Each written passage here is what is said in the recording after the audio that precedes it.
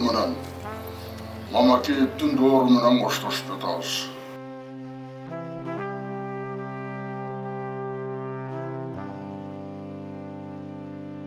Бизге чыкканда биз айтканбыз.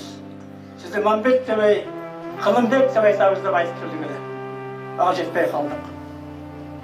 Мамытбек эч, бизге чыкпай эмне шаштыңыз?